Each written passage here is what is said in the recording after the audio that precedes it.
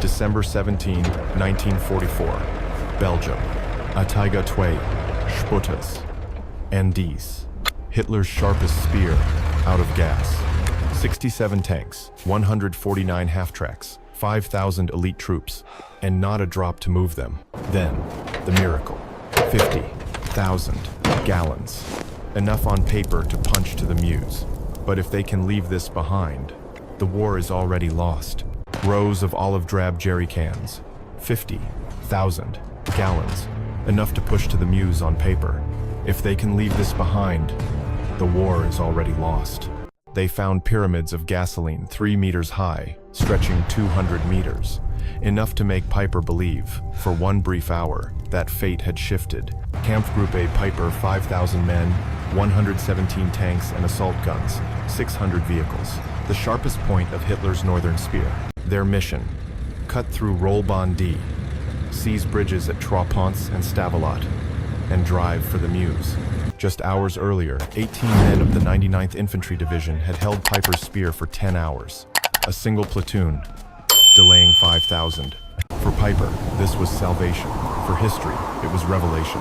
He knew fuel was life. On the Eastern Front, he had learned it the hard way. A tiger with no fuel is a bunker. And now, here in Belgium, America's waste was Germany's miracle. Germany, 33 million barrels. America, 1.8 billion. Germany fought by the leader. America by the ocean. The headline: a new pipeline from Cherbourg to Verdun. 300,000 gallons per day. A single pipeline delivering more fuel daily than Peiper's force would use in the entire offensive. In that silence, he understood. The numbers weren't strategy, they were destiny. 20 miles away, Captain James Rose wrote in his diary, "Received 8,000 gallons today. Third delivery this week, storage already full." For one side, shortage was destiny. For the other, abundance was routine. Red Ball Express, 6,000 trucks, 12,500 tons a day. Pluto, pipelines under the ocean, pumping millions of gallons. America was not just fighting, it was flooding Europe with fuel. 50,000 gallons, enough to believe, enough to keep moving. But in truth, it only proved the war was unwinnable. For Peiper, 50,000 gallons meant survival. For Americans, they burned 2 million IAZ in a single afternoon just to keep the enemy from touching it. Germany refined 33 million barrels in 1944. America, 1.8 billion. America produced more oil in 1 month than Germany managed all year. Texas alone outproduced the Reich. A Tiger II, 2.5 gallons per mile. A Sherman .8. One side was starving, the other was standardized, efficient, and full. Red Ball Express, 6,000 trucks, 12,500 tons a day. An army fed, fueled, and unstoppable. Pluto, Keep those pipes pipelines moving. under the ocean. By March 1945, 1 million gallons per day. December 44, still building, but already proving the point. America could move oceans underground.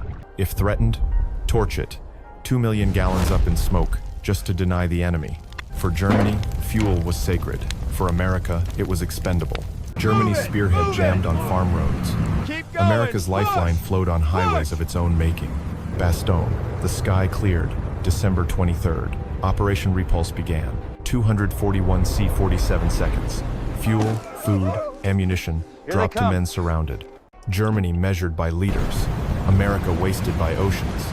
German prisoners wrote, "They use gasoline to wash clothes. They feed chocolate to dogs. They throw away what we would guard with our lives." 50,000 gallons looked like salvation.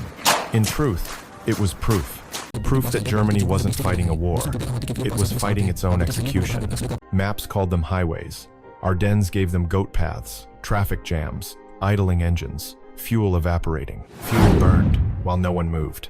Every halt, every detour, every minute in neutral, another leader lost. 18 American scouts at Lanzerath froze an entire schedule for 10 hours. One platoon, one ridge, a day's plan broken. Orders We were cannot clear, advance single any file to further save in this fuel, weather. shut down if stopped. On paper, discipline saves gasoline. In the Ardennes, discipline just slowed the bleeding. Engineers made the Ardennes their ally. Trois-Ponts gone. Habiement gone. Neufmoulin gone.